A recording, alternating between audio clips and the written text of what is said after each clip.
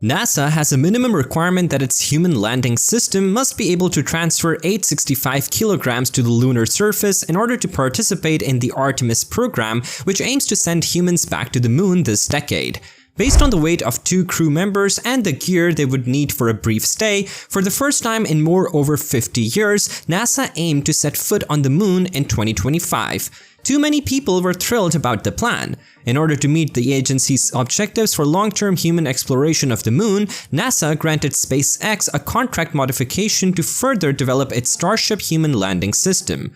However, everything changed abruptly. NASA pushed up the launch of the Starship spacecraft, which would carry people to the moon from 2024 to 2025 earlier this month. The study by the Office of Inspector General (OIG), which audits NASA programs, indicates that the launch might be postponed further. Now the questions are, why NASA has changed the plan? What are the circumstances that came in the way of landing of Starship? Is SpaceX actually in a big trouble?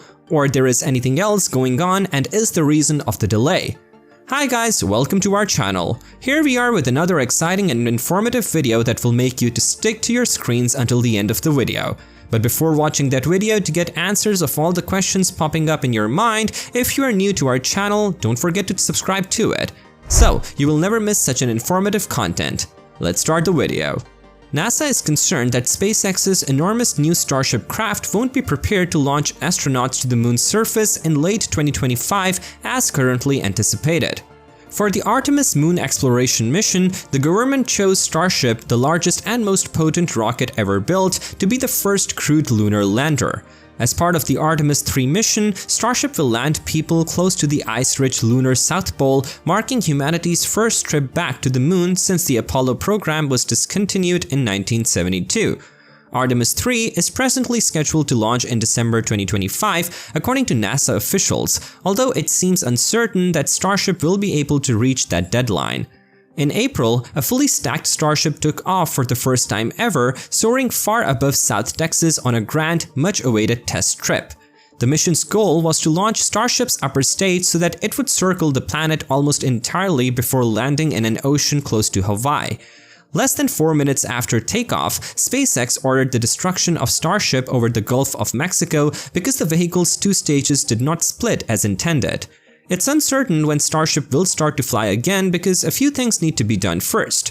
For instance, SpaceX is assisting the US Federal Aviation Administration (FAA) in its ongoing investigation into the launch accident. Additionally, a collection of environmental organizations is suing the FAA on the grounds that the agency failed to adequately examine the potential harm that Starship launches could have on the local ecosystem. For Artemis 3 to have any chance of achieving the 2025 goal, a rather speedy return to flight would be necessary. As Free pointed out, SpaceX must launch the Starship several times before the vehicle can begin carrying Artemis astronauts. Towards example, several other Starship tanker vehicles must fuel each Starship that is headed towards the moon in a depot in Earth orbit. Additionally, SpaceX will launch an unmanned Starship ahead of Artemis 3 to the moon and back to show off the craft's reliability and preparation for crewed flight.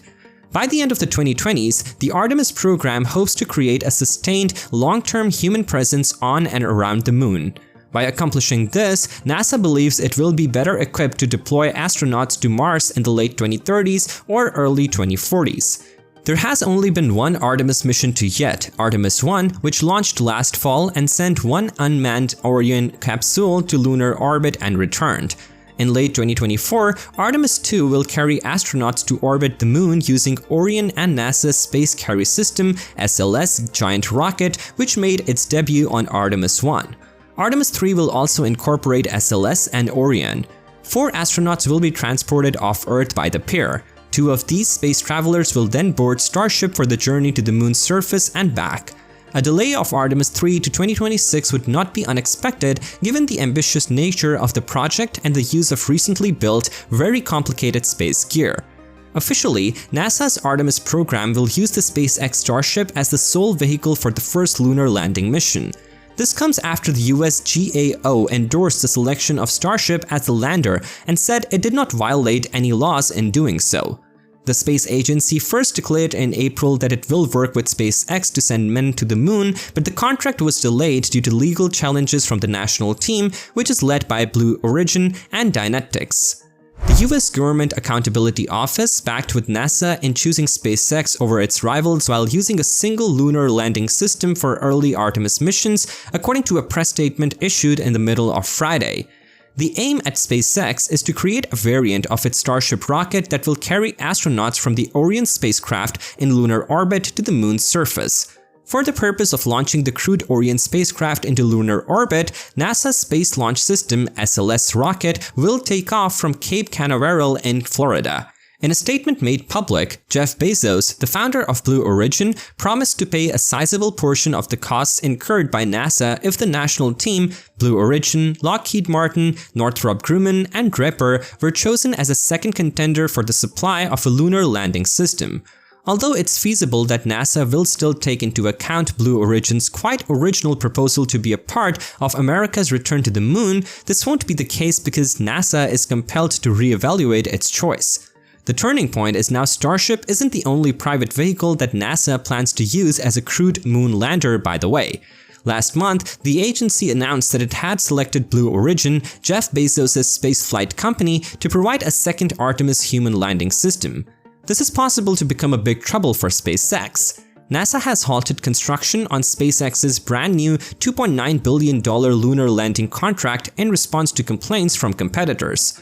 As a result of delaying the Human Landing System (HLS) project until the GAO rules on the two protests, SpaceX won't immediately receive its share of the $2.9 billion contract, nor will it start the preliminary negotiations with NASA that usually occur at the start of a significant contract.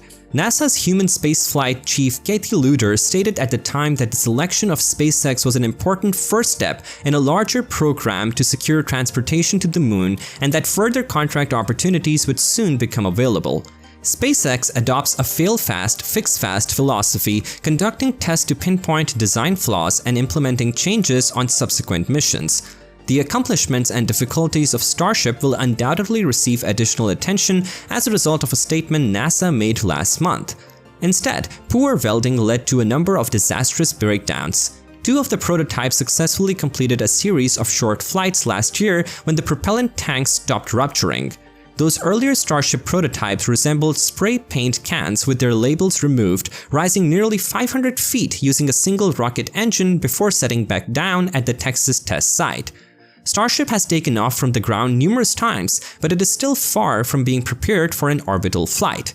However, SpaceX is already looking ahead to experiments that will launch later Starship prototypes to considerably higher heights. A photograph of the huge booster stage prototype that will be required for the voyage to orbit was posted by Mr. Musk in March. It is taller than 200 feet. Although the prototype did not fly on its own, Mr. Musk stated that the business aimed to release a second model by July. At its launch sites in Boca Chica, Texas, the corporation has launched 6 Starship prototypes in test flights at low and high altitudes.